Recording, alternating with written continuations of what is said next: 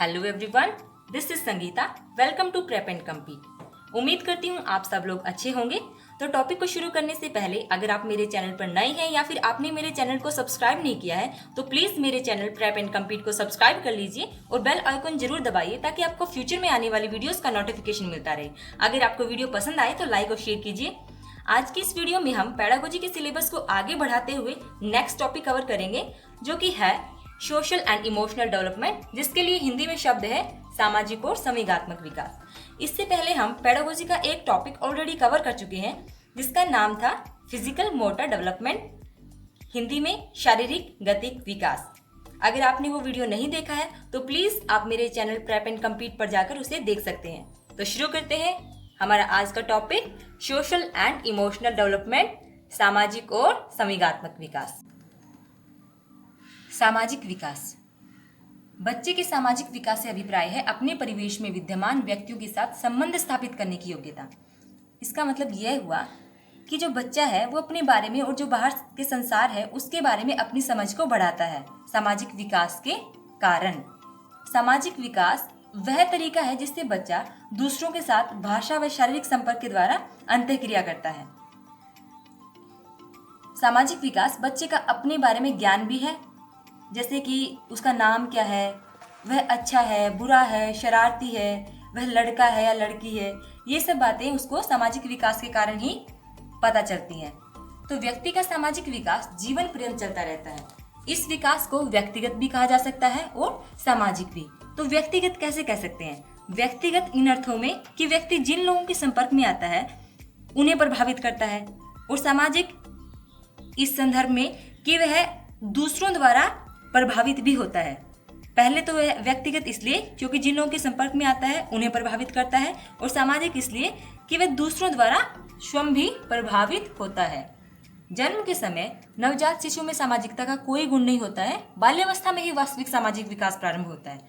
बाल्यावस्था के प्रारंभिक वर्षों में स्व में महत्वपूर्ण विकास होते हैं। सेल्फ के बारे में बच्चा किस तरह अपनी पहचान बनाना चाहता है और वह कौन है, समाजीकरण के कारण ही इसका बोध कर लेता है। पूर्व बाल्यावस्था में आत्मबोध स्वयं को शारीरिक विशेषताओं के आधार पर परिभाषित करने तक ही सीमित रहता है। जैसे शारीरिक विशेषताओं का मतलब क्या हुआ कि जैसे कि मैं लंबा हूँ, उसके बाल काले हैं, मैं एक लड़की या लड़का हूँ इत्यादि। अपने चारों ओर के लोगों के बारे में ज्ञान प्राप्त करना भी सामाजिक विकास कहलाता है। बच्चा जब पहली बार अपने परिवार के संपर्क में आता है तो उसको आत्मविश्वास बढ़ जाता है, उस बच्चे का आत्मविश्वास बढ़ जाता है, और जो बाहर का वातावरण है उसके अनुसार उसमें जिज्ञासा और खोज करने की भावना विकसित होती है। तो यह भी सामाजिक विकास है। विद्यालय, पड़ोस और जो मित्र समूह है वो भी उसको नए नए अनुभव प्रदान करता है और उसका सामाजिक विकास करता है। सामाजिक विकास द्वारा बच्चा अन्य लोगों को और उनके जो दृष्टिकोण है उनको स्वीकार करता है, और जो समूह है, टोली है, उसमें कार्य करना सीखता है। दूसरों के साथ मिल बांट कर खाना, मिलजुल कर रहना, दूसरों की सहायता करना, अपनी बारी की प्रतीक्षा करना, बड़ों का आदर करना और उनकी बात मानना, ये सब सामाजिक विकास के अंग हैं। तो अभी हम बाल्यावस्था के दौरान कौन कौन से सामाजिक विकास होते हैं उनके बारे में थोड़ा सा देख लेते हैं। पहला है स्पर्धा व सहयोग, दूसरा अपनत्व या अलगाव का भाव, तीसरा टोली भावना, चौथा लैंगिक समूह संबंधित भूमिकाओं की पहचान, पांचवा सामाजिक सूझ, छठा सामाजिक अनुमोदन व स्वीकृति। इन सब के बारे में हम लोग डिटेल में पढ़ेंगे अभी बस आने वाले अगले स्लाइड में। अभी देख लेते हैं सामाजिक विकास के लिए क्रियाएं। तो बच्चे का जो सामाजिक विकास है उसके लिए हम कौन कौन से कार्य कर सकते हैं, कैसे हम बाल्यावस्था को ध्यान में रखेंगे। हम यहाँ पे बाल्यावस्था को ध्यान में रखते हुए बच्चे के जो सामाजिक विकास है उसके लिए हम कौन कौन सी क्रियाएं कर सकते हैं। पहला क्या है, छात्र स्काउट और छात्र गाइड का संगठन। जैसे बच्चा जो है, हम स्कूल में जो छात्र स्काउट होते हैं, जो छात्र गाइड है, उनका संगठन किया जाना चाहिए। तो इसमें क्या होता है, बच्चे का सामाजिक विकास होता है। दूसरा, प्रतिदिन प्रातः विद्यालय प्रार्थना स्थल पर संबोधन। जो विद्यालय का प्रार्थना स्थल है वहाँ पे संबोधन करवाना चाहिए। उससे भी बच्चे में सामाजिक विकास की भावना आती है। जो बच्चे सुनते हैं सुबह सुबह, और कुछ बच्चे संबोधित करते हैं और कुछ बच्चे वहाँ पे सुनते हैं, तो इससे भी क्या होता है, जो बच्चा होता है उसका जो सामाजिक विकास है उसमें बढ़ोतरी होती है। शैक्षणिक भ्रमण, बच्चों को अलग अलग जगह पे शैक्षणिक भ्रमण करवाना चाहिए ताकि उसका सामाजिक विकास हो सके। और यात्राओं का संगठन, और ये सब स्कूल के द्वारा करवाना चाहिए। बच्चों को साथ में गाइड करना चाहिए कि वो अपने साथ कॉपी पेन रखें, ताकि जो भी इम्पोर्टेंट जानकारी उनको मिले वो उसमें नोट डाउन कर सके। अब हम देख लेते हैं विद्यालय के बाग की देखरेख। इससे क्या होता है, विद्यालय के बाग की देखरेख करेंगे तो बच्चे समूह में कार्य करेंगे, तो इससे उनके सामाजिक विकास में वृद्धि होगी। विभिन्न सामुदायिक धर्मों के त्योहारों को मनाना, तो जब भी बच्चा विभिन्न सामुदायिक धर्मों के त्योहारों को मनाएंगे एक साथ मिलकर, तो उनका सामाजिक विकास अच्छे तरीके से हो पाएगा। बहुत सारी चीज़ें हैं, जैसे कि विद्यालय का जो कैंपस है, खेल का मैदान है, सार्वजनिक स्थान है, उनकी सफाई करवाना चाहिए बच्चों से, और विभिन्न प्रकार के कार्यक्रमों का संगठन करना चाहिए ताकि उनमें एक समूह की भावना का विकास हो और सामाजिक विकास संभव हो सके। तो अभी हम लोग देख लेते हैं सामाजिक विकास को प्रभावित करने वाले कारक। सामाजिक विकास को प्रभावित करने वाले कारकों में पहला है शारीरिक व मानसिक विकास।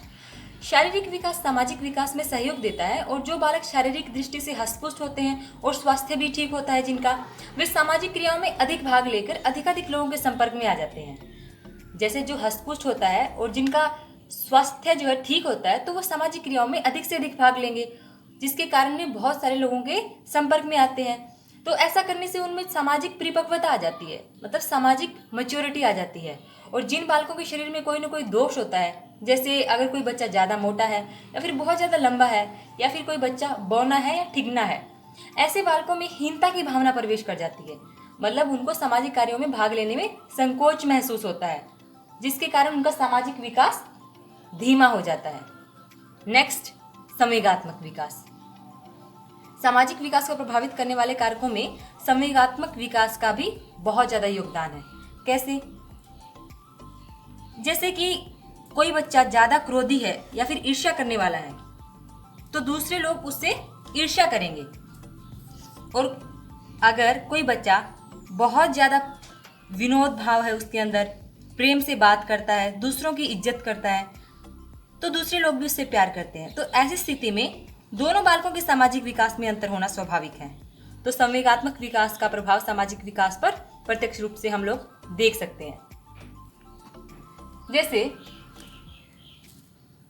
जो बच्चा क्रोधी होगा तो वो अन्य बच्चों के साथ समायोजन नहीं कर पाएगा।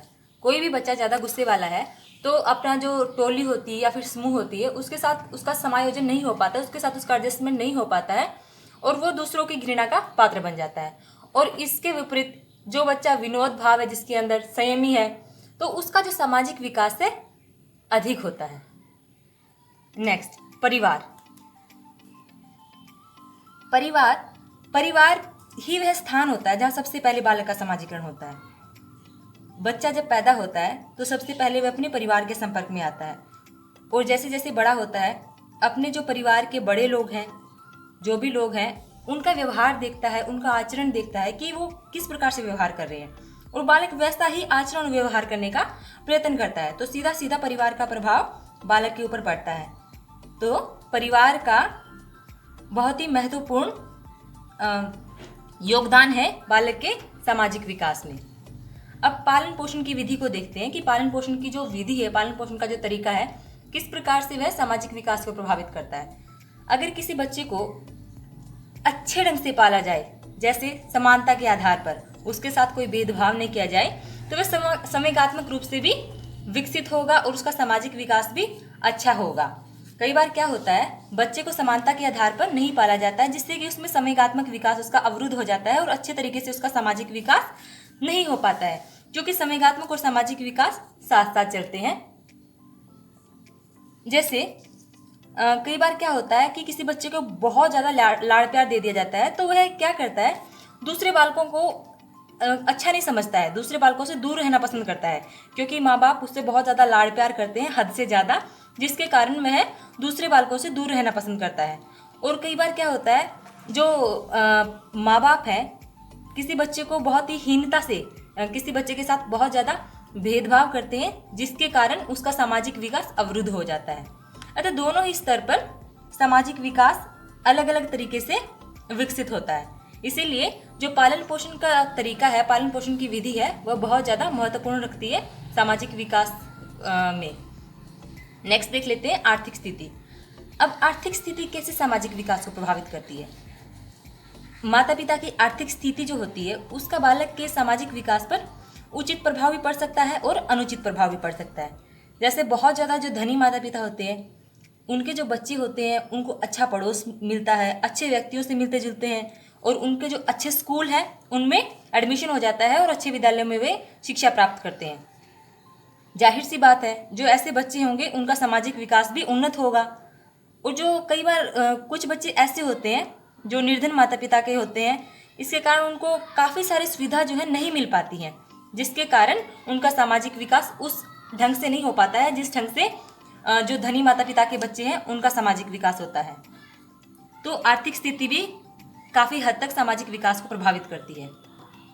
सामाजिक व्यवस्था, एक समाज की व्यवस्था कैसी है, वह समाज प्रजातांत्रिक है या अधिनायक तांत्रिक है, किस तरह का समाज है, तो उसका प्रभाव भी बालक के सामाजिक विकास पर पड़ता है।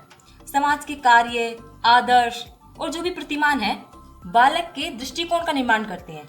जैसे अगर लोकतांत्रिक देश में रहता है तो लोगों के निर्णयों को सम्मान दिया जाता है, तो उसमें एक अलग सामाजिक विकास होगा। तो सामाजिक व्यवस्था भी सामाजिक विकास को प्रभावित करती है। विद्यालय, बालक के सामाजिक विकास के दृष्टिकोण से परिवार के बाद जो सबसे इम्पोर्टेंट स्थान है, जो सबसे महत्वपूर्ण स्थान है, वो विद्यालय का है। यदि विद्यालय का जो वातावरण है वह लोकतांत्रिक नहीं होगा, जनतंत्रीय नहीं है, तो उसका सामाजिक विकास जो है वो नहीं हो पाएगा अच्छे से। और यदि जनतंत्रीय है तो उसका बालक का सामाजिक विकास बिना रुकावट के अविराम गति से अच्छे अच्छा रूप ग्रहण करता चला जाता है। और इसके विपरीत यदि हम देखते हैं कि विद्यालय का वातावरण अगर लोकतांत्रिक नहीं है और दंड बच्चों को दिया जाता है या फिर बच्चों की जो भावनाएं हैं उनका सम्मान नहीं किया जाता है, तो इससे बालक का जो सामाजिक विकास है वो अवरुद्ध हो जाता है और उसमें कुंठा पैदा हो जाती है। जो बालक है उसमें कुंठा पैदा हो जाती है। नेक्स्ट, शिक्षक। शिक्षक का बच्चे के सामाजिक विकास में बहुत ही महत्वपूर्ण योगदान है। जो बालक का सामाजिक विकास है, जैसे अगर शिक्षक हो, शिक्षक जो शिष्ट है, शांत है, सहयोगी है, तो छात्र उसी का अनुकरण करेंगे, उन्हीं के समान व्यवहार करने का प्रयत्न करेंगे। और यदि शिक्षक अशिष्ट है, क्रोधी है, बात बात पे बच्चों को डांट रहा है, बच्चों का साथ नहीं दे रहे हैं, तो इससे क्या रहेगा, विद्यार्थी भी शिक्षक के जैसे बन जाएंगे। योग्य शिक्षकों का संपर्क बालक के सामाजिक विकास पर निश्चय ही प्रभाव डालता है। तो इसलिए शिक्षक को बच्चों की भावनाओं का सम्मान करना चाहिए, क्योंकि शिक्षक का प्रत्यक्ष प्रभाव सामाजिक विकास पर पड़ता है। नेक्स्ट देख लेते हैं, खेलकूद। बालक के सामाजिक विकास में खेलकूद का विशेष स्थान है। खेल द्वारा ही वे अपने सामाजिक व्यवहार है उसको प्रदर्शित कर पाता है। खेल के द्वारा ही इसमें सामाजिक गुणों का विकास होता है, क्योंकि जब बच्चों के साथ खेलता है तो उसमें लीडरशिप क्वालिटी आती है, सहयोग की भावना का विकास होता है। अगर खेल बच्चों के जीवन में अगर खेल नहीं है तो बालक का विकास जो है, सामाजिक विकास अच्छे से नहीं हो पाएगा और उसका पीछे रह जाना स्वाभाविक सी बात है। नेक्स्ट है समूह या टोली। जो समूह या टोली है वो किस प्रकार से बच्चे के सामाजिक विकास को प्रभावित करती है। जैसे बच्चा अगर समूह या टोली का सदस्य है तो उसमें व्यवहार कुशलता आ जाती है। जब भी वो समाज में प्रवेश करता है तो उसे किसी भी प्रकार की कठिनाई का अनुभव नहीं होता है और वो आराम से समाज में सामंजस्य कर पाता है। वंशानुक्रम, अगर हम बात करते हैं कि सामाजिक विकास में वंशानुक्रम का प्रभाव पड़ता है या नहीं पड़ता है, सामाजिक विकास को वंशानुक्रम प्रभावित करता है, तो इसमें एक बात है, हम लोग एक मनोवैज्ञानिक क्रो एम क्रो जो है उसके एक डेफिनेशन पढ़ लेते हैं। जैसे कि शिशु की पहली मुस्कान या उनका कोई भी विशिष्ट व्यवहार है वो वंशानुक्रम से उत्पन्न होने वाला हो सकता है। क्रो एम क्रो ने बोला है ये बात। तो कुछ जो मनोवैज्ञानिक है उनका मत है कि जो बालक का सामाजिक विकास है उस पर वंशानुक्रम का कुछ सीमा तक प्रभाव पड़ता है। तो इसलिए वंशानुक्रम भी कुछ सीमा तक सामाजिक विकास को प्रभावित करता है। लिंग भेद का प्रभाव। ग्रीन ने अपने अध्ययन द्वारा स्पष्ट किया है कि कन्याओं की अपेक्षा बालक अधिक आक्रामक होते हैं। अगर हम कंपैरिजन करते हैं बालक और बालिकाओं में, तो जो लड़कियां होती हैं वो सहनशील, त्यागी और सहानुभूति से भरी हुई होती हैं, और जो बालक होते हैं, लड़के होते हैं, वो अधिक आक्रामक होते हैं। तो लड़कियों में अपेक्षाकृत सहनशीलता, त्याग तथा सहानुभूति आदि की भावना अधिक होती है। बाल्यावस्था में सामाजिक विकास के कारण मुख्य बदलाव। कि बाल्यावस्था में जब सामाजिक विकास होता है तो उसके कारण बालक में कौन कौन से मुख्य बदलाव आते हैं। पहला है यह घर और विद्यालय में अव्यवस्था के चरमोत्कर्ष का समय होता है। इस अवधि के दौरान अवज्ञा की शिकायतें सबसे अधिक होती हैं कि जो बच्चे होते हैं वो कहना नहीं मानते हैं। इस अवधि के दौरान लैंगिक विभिन्नता तीक्ष्ण होती है। इसका कहने का मतलब ये है कि जो लड़कियां होती हैं वो लड़कियों के साथ ज़्यादा खेलना पसंद करती हैं और जो लड़के होते हैं वो लड़कों के साथ खेलना पसंद करते हैं। इसलिए बोला गया कि जो लैंगिक विभिन्नता है वो तीक्ष्ण होती है। सामाजिक चेतना अधिक तीव्रता से विकसित होती है।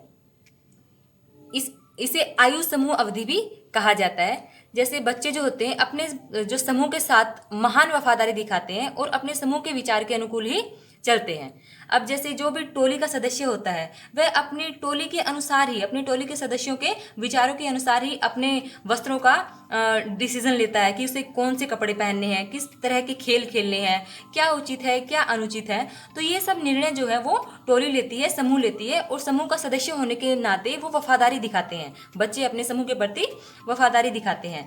तो और विद्यालय में भी बालक किसी न किसी टोली का सदस्य हो जाता है। इस प्रकार बालक के सामाजिक विकास को एक नवीन दिशा प्राप्त होती है। यह वह समय है जब बच्चे उनके अपने लिंग वालों को साथी समूह बनाते हैं और घर से बाहर रहते हैं। साथी समूह समाजीकरण का एक महत्वपूर्ण अभिकर्मक होता है। इसका कहने का अभिप्राय ये है कि जो लड़कियां होती हैं, हम लोगों ने पीछे भी पढ़ा था कि जो लड़कियां होती हैं वो लड़कियों के साथ रहना पसंद करती हैं इस अवस्था में, और जो लड़के होते हैं वो लड़कों के साथ रहना पसंद करते हैं। और वो किसी न किसी टोली के सदस्य होते हैं और वही टोली उनके वस्त्र, खेल, उचित अनुचित क्या है, सब चीज़ों का निर्धारण करती है और टोली के प्रति वो अपनी वफादारी निभाते हैं। बाल्यावस्था के दौरान सामाजिक विकास के जितने भी इम्पोर्टेंट पॉइंट्स थे हम लोग कवर कर चुके हैं। अभी हम इसके शैक्षिक तात्पर्य देख लेते हैं। पहला क्या है, विद्यालय में उपयुक्त वातावरण प्रदान किया जाना चाहिए और उन्हें उनकी अनुभूतियों को अभिव्यक्त करने के लिए प्रोत्साहित किया जाना चाहिए। जो बालक होते हैं उनको विद्यालय में उपयुक्त वातावरण प्रदान किया जाना चाहिए ताकि जो उनकी अनुभूतियां हैं उनको वो अच्छे से अभिव्यक्त कर सके। बच्चों को प्रोत्साहित किया जाना चाहिए अध्यापक के द्वारा। विद्यालय और घर में सुरक्षा और स्वतंत्रता दी जानी चाहिए। बच्चे को घर और विद्यालय में अपनी अभिव्यक्ति प्रदान करने की सुरक्षा और स्वतंत्रता दी जानी चाहिए ताकि उसका सामाजिक विकास एक उचित दिशा में हो सके। लड़कों की लड़कियों से तुलना न करें, ना तो लड़कों की लड़कियों के साथ तुलना करें और न ही लड़कियों की लड़कों के साथ तुलना करें। बच्चों के साथ समझौता करते समय अपने दृष्टिकोण में प्रजातांत्रिक हों। जब बच्चे भावात्मक विस्फोट प्रदर्शित करते हों तो उस समय शांतिपूर्ण और बुद्धिमानी का व्यवहार करें। यह अध्यापक और जो माता पिता हैं दोनों के द्वारा किया जाना चाहिए ताकि बच्चे का सामाजिक विकास एक उचित दिशा में हो सके। बढ़ते बच्चे की व्यक्तित्वता का आदर करें और बच्चों में विश्वास व्यक्त करें। जो बड़े बच्चे हैं, बच्चे जब बढ़ रहे हैं बाल्यावस्था के दौरान, तो उनकी व्यक्तित्वता का आदर करना चाहिए अध्यापक और माता पिता दोनों को, ताकि बच्चे में अपने माता पिता और अध्यापकों के प्रति विश्वास पैदा हो सके। बच्चों के वांछनीय व्यवहार को बढ़ाएं। याद रखें कि बच्चे साथी समुदाय के सदस्य हैं जिसका उनके व्यक्तित्व पर वृहद प्रभाव होता है, क्योंकि बच्चे जो होते हैं बाल्यावस्था के दौरान बच्चे टोली में रहते हैं, वो अपने समुदाय को महत्व देते हैं। समुदाय ही उनके कपड़े, उनके जो विचार हैं, जो भी निर्णय होते हैं सब समुदाय ही लेते हैं और वो समुदाय के सदस्य के रूप में उनको बहुत अहमियत देते हैं। स्थानीय समुदाय में बच्चों के लिए परिवार से इतर के अनुभवों को प्रदान किया जाना चाहिए ताकि उनका सामाजिक अनुभव और सुदृढ़ हो सके। प्रयोगीकरण का अवसर प्रदान किया जाना चाहिए। इस अवधि के दौरान बच्चों के समूह की सदस्यता को अभिभावकों और शिक्षकों द्वारा अप्रसन्न नहीं करना चाहिए। इसमें इसका कहने का अभिप्राय ये है कि बच्चों की भावनाओं को कभी भी हमें अनदेखा नहीं करना है। जो भी बच्चे का समूह है, जिस भी समूह की सदस्यता में बच्चा है, उसको मान्यता प्रदान करनी चाहिए, क्योंकि यह उन्हें सब अभिव्यक्ति, अति अकेलेपन से भागने से छुटकारा, महत्व और सुरक्षा की अनुभूति का अवसर प्रदान करता है। खेलों और मानवीय गतिविधियों में कौशलों को विकसित किया जाना चाहिए। किस प्रकार के खेल खेल रहे हैं बच्चे। बालक का खेलों से शारीरिक विकास तो होता ही है, साथ में उसमें सामाजिक विकास भी बहुत अच्छे तरीके से उसका हो। तो अभी हम लोग कर लेते हैं बाल्यावस्था में संवेगात्मक विकास किस प्रकार से होता है। संपूर्ण बाल्यावस्था में संवेगों की अभिव्यक्ति में लगातार परिवर्तन होते रहते हैं। ये परिवर्तन किस प्रकार होते हैं और उनका बालक के संवेगात्मक विकास पर क्या प्रभाव पड़ता है, इन सब का वर्णन हम लोग यहाँ पे करेंगे। विकास का यह पक्ष बच्चों के संवेगों से संबंधित है, जैसे क्रोध, भय, प्रेम, घृणा, स्नेह, वात्सल्य, ईर्ष्या, शर्मीलापन, झल्लाहट, आक्रामकता, निर्भरता आदि। जो नवजात शिशु होता है इन संवेगों में से किसी भी संवेग को व्यक्त नहीं करता। मुख्य रूप से वह केवल कष्ट व्यक्त करता है, वह रोकर कष्ट व्यक्त करता है। प्राथमिक विद्यालय के बच्चे पूर्व बाल्यावस्था के बच्चों की तुलना में अपने संवेगों पर अधिक नियंत्रण रख पाने में सक्षम होते हैं। क्योंकि इस अवस्था में उनमें संवेगात्मक विस्फोट कम होता है। बच्चे अपने विवेक बुद्धि का ज़्यादा प्रयोग करते हैं और जो दूसरे का दृष्टिकोण है उसको भी ध्यान रखते हैं। यदि विस्फोट होता भी है, यदि उनका जो भावनात्मक या संवेगात्मक विस्फोट होता भी है, तो जो उसकी समयावधि है, कालावधि है, बहुत कम होती है। इस अवस्था में बच्चे दूसरों से मित्रता स्थापित करते हैं। प्राथमिक विद्यालय के बच्चों की अपनी कुछ संवेगात्मक समस्याएं होती हैं, जैसे विद्यालय संबंधित भय और दुश्चिंताएं, परीक्षा से भय हो सकता है, फेल होने का भय हो सकता है, असफल होने का भय, आत्म संकोच, शर्मीलापन, अवसाद, आक्रामक व्यवहार आदि संवेगात्मक पूर्ति के अंग हैं। ये सब क्या है? संवेगात्मक पूर्ति के अंग हैं। बालक में जो भी संवेग होते हैं उसके शारीरिक, मानसिक और सामाजिक विकास में महत्वपूर्ण भूमिका अदा करते हैं। जैसे प्रेम, हर्ष एवं उत्सुकता है, वो सकारात्मक संवेग हैं जो उसके विकास में योगदान करते हैं। और अगर हम देखते हैं ईर्ष्या, भय, क्रोध, ये सब ऋणात्मक संवेग हैं जो इसके विकास को, जो बालक के विकास को विकृत कर सकते हैं या फिर कुंठित कर सकते हैं। अतः बालक के विकास की विभिन्न अवस्थाओं में जो शिक्षक होते हैं उनके संवेगात्मक विकास एवं व्यवहार का पूर्ण ज्ञान होना चाहिए शिक्षक को। ब्रिजेज के अनुसार, जो मनोवैज्ञानिक ब्रिजेज हैं, उनके अनुसार जन्म के समय शिशु में संवेगों का अभाव होता है। उस समय वह केवल उत्तेजना, कष्ट एवं बेचैनी का अनुभव करता है। शिशु में सभी संवेगों का विकास 2 वर्ष की आयु तक होने लगता है। ब्रिजेस ने बोला है कि जब बच्चा जन्म लेता है, जब जन्म के समय शिशु जो होता है उसमें संवेगों का अभाव होता है। वह जब उसको भूख लगती है तो वो रो के बताता है, उसमें उत्तेजना होती है, कष्ट एवं बेचैनी का अनुभव करता है। और जो संवेगों का विकास है वह 2 वर्ष की आयु तक होने लगता है। संवेगावस्था में शारीरिक परिवर्तन पाए जाते हैं। किस प्रकार से?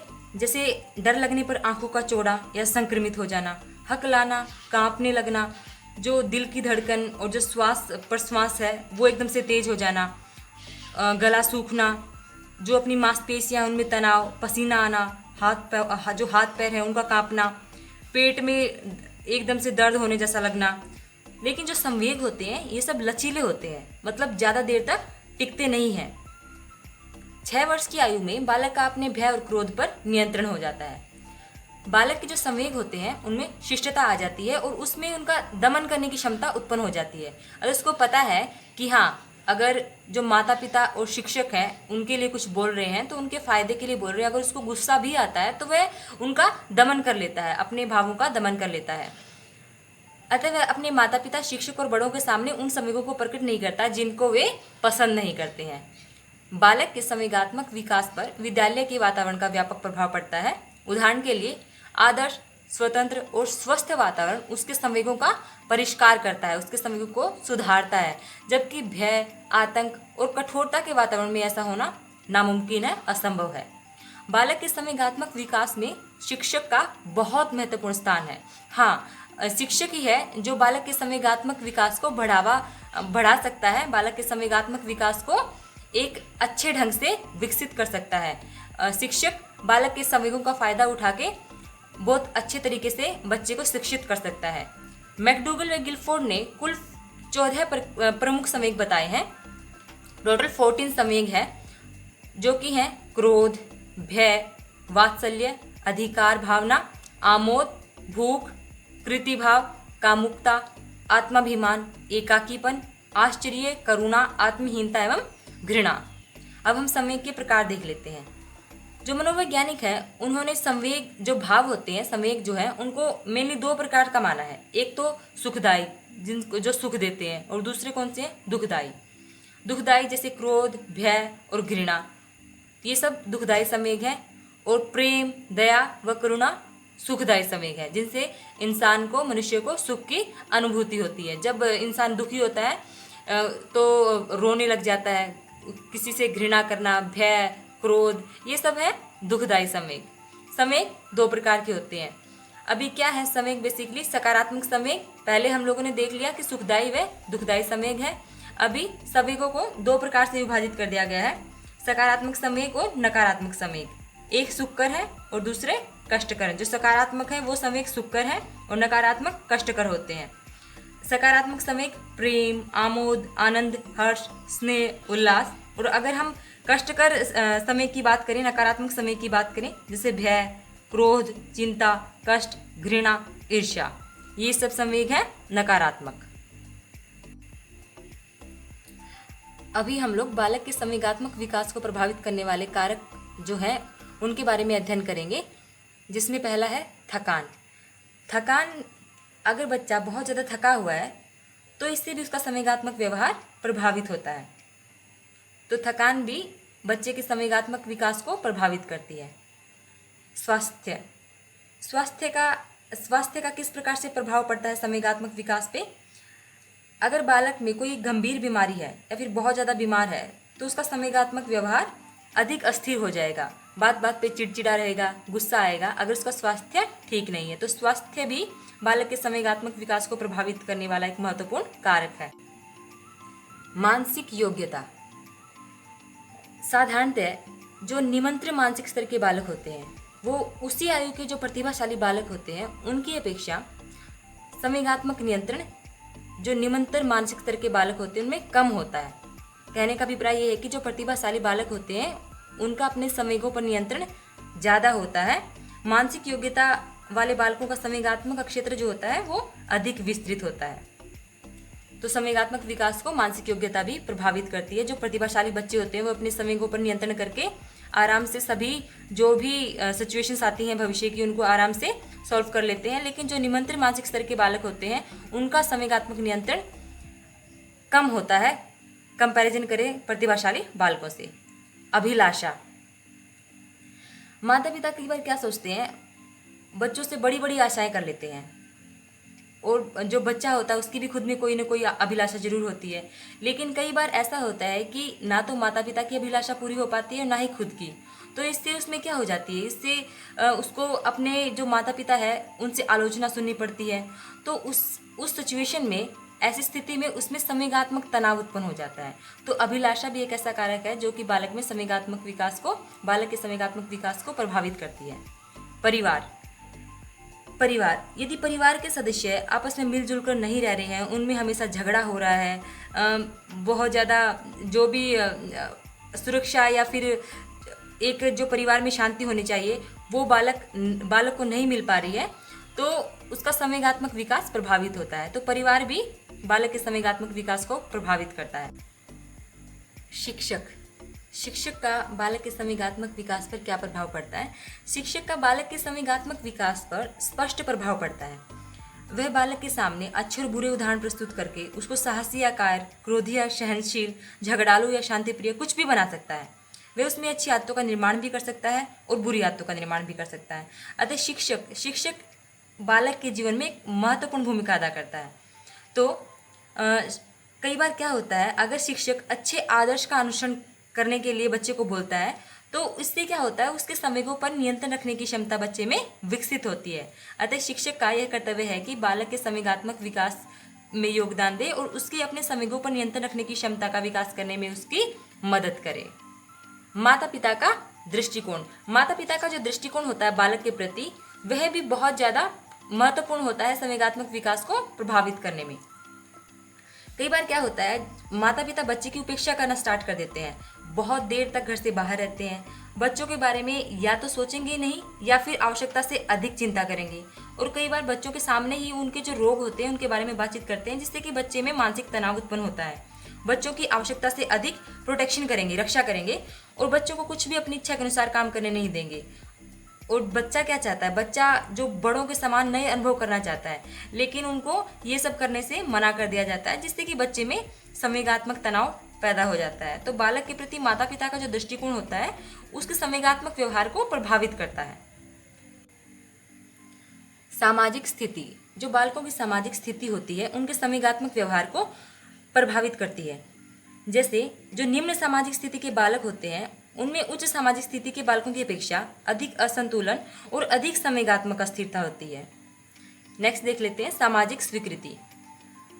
कई बार क्या होता है, बालक कुछ काम करना चाहता है, अगर उसको सामाजिक स्वीकृति मिल जाती है तो उसके संवेगात्मक विकास में एक सकारात्मक विकास होता है। लेकिन कई बार अगर सामाजिक स्वीकृति नहीं मिलती है तो जो उसका संवेगात्मक विकास होता है उसमें उग्रता या फिर शिथिलता आ जाती है। संवेगात्मक व्यवहार जो होता है उसमें उग्र हो जाता है। अतः सामाजिक स्वीकृति भी बालक के संवेगात्मक विकास को प्रभावित करती है।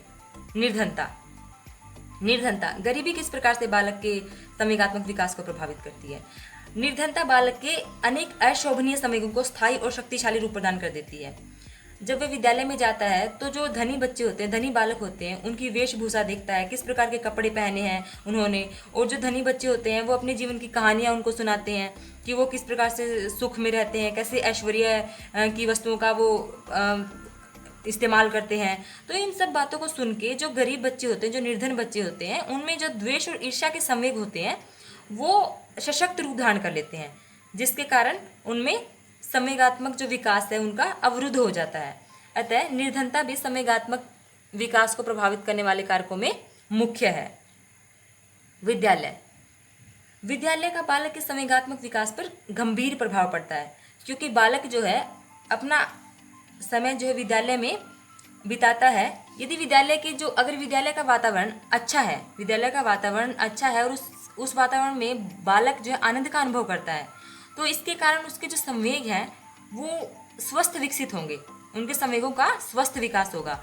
और इसके विपरीत यदि उसे विद्यालय के कार्यक्रमों में असफलता हासिल होती है, हमेशा उसके दोषों के बारे में बात होती है, तो इससे उसमें क्या होता है, घृणा हो जाती है, क्रोध पैदा होता है, चिड़चिड़ापन पैदा हो जाता है, और ये सब जो संवेग हैं उसमें स्थायी जगह बना लेते हैं। तो सारे के सारे संवेगात्मक विकास को प्रभावित करने वाले कारक हमारे कंप्लीट हो गए हैं यहाँ पे, जो थे स्वास्थ्य, मानसिक योग्यता, अभिलाषा, परिवार, शिक्षक, माता पिता का दृष्टिकोण, सामाजिक स्थिति, सामाजिक स्वीकृति, निर्धनता, विद्यालय, थकान। अतः यह आवश्यक है कि जो अध्यापक है उनको संवेगों के उचित विकास पर विद्यालय में ध्यान देना चाहिए। क्रोध अथवा आक्रामकता की उत्पत्ति जो होती है वह असंतोष एवं निराशा से होती है। बाल्यावस्था में क्रोध पर नियंत्रण अपेक्षाकृत कम होता है। संवेगों के अच्छे और बुरे दोनों प्रकार के प्रभाव रहते हैं। संवेग प्रेरणा और आनंद के स्रोत भी बन सकते हैं और साथ ही शरीर को शक्ति प्रदान करते हैं। जैसे कोई भी खेल है उसमें क्या होता है, बच्चे के शरीर में शक्ति आती है। अतः यह आवश्यक है कि संवेगों के उचित विकास पर विद्यालय में ध्यान दिया जाए। अध्यापक को बालक के संवेगों का लाभ उठाना चाहिए। जब भी शिक्षक अध्यापन कार्य करते हैं तो उसके दौरान जो बालक के संवेग हैं उनका लाभ उठाकर अध्यापन कार्य को रोचक बनाया जा सकता है। अध्यापक संवेगों को जगाकर पाठ को और रोचक व प्रभावी बना सकता है। बालक के वांछनीय संवेगों का अवदमन नहीं करना चाहिए। ऐसा करने से बालकों के जो व्यवहार होते हैं उसमें अस्थिरता एवं विद्रोह की भावनाओं का उद्वेग हो जाता है। शिक्षक का व्यवहार छात्रों के सामूहिक विकास में महत्वपूर्ण भूमिका अदा करता है। किस प्रकार से शिक्षक व्यवहार कर रहे हैं, छात्रों के साथ समानता के आधार पर व्यवहार कर रहे हैं, प्रजातांत्रिक अगर वहाँ का वातावरण है तो बालक का सामूहिक विकास एक सकारात्मक रूप से होगा। अध्यापक को भयावह वातावरण नहीं रखना चाहिए। बालकों को संवेगों पर नियंत्रण करने का प्रशिक्षण देना चाहिए। अध्यापक को कभी भी बालक को पीटना या डराना नहीं चाहिए और बालक के साथ समानता का व्यवहार करना चाहिए, जिससे कि बालक का संवेगात्मक विकास एक सकारात्मक दिशा में हो सके। मनोवैज्ञानिक क्रो एम क्रो के अनुसार संपूर्ण बाल्यावस्था में संवेगों की अभिव्यक्ति में निरंतर परिवर्तन होते रहते हैं। ये एक जैसे नहीं रहते हैं। बाल्यावस्था के दौरान संवेगों की स्थिति एक जैसी नहीं है, उनमें परिवर्तन होते रहते हैं, कभी तेज तो कभी कम होते रहते हैं। तो इसी के साथ हम लोगों ने जो हमारा आज का टॉपिक था सामाजिक और संवेगात्मक विकास, वो हम लोगों ने अब कवर कर लिया है। और जो आगे आने वाली वीडियोस हैं उसमें हम पेडागोजी के जितने भी टॉपिक बचे हुए हैं सारी कवर करेंगे। तो डियर फ्रेंड्स, आशा करती हूँ कि आप लोगों को ये वीडियो पसंद आया होगा। अगर आप लोगों की कोई सुझाव है तो प्लीज़ कमेंट सेक्शन में जाकर कमेंट कर दीजिए। आपके सुझावों का स्वागत है। अगर आपने अभी तक मेरे चैनल को सब्सक्राइब नहीं किया है तो प्लीज़ सब्सक्राइब कर लीजिए और बेल आइकन प्रेस कर दीजिए ताकि आगे आने वाली वीडियोज़ का नोटिफिकेशन आप तक फटाफट पहुँच सके। शेयर कर दीजिएगा और लाइक कर दीजिएगा। Thank you so much, be happy, keep learning.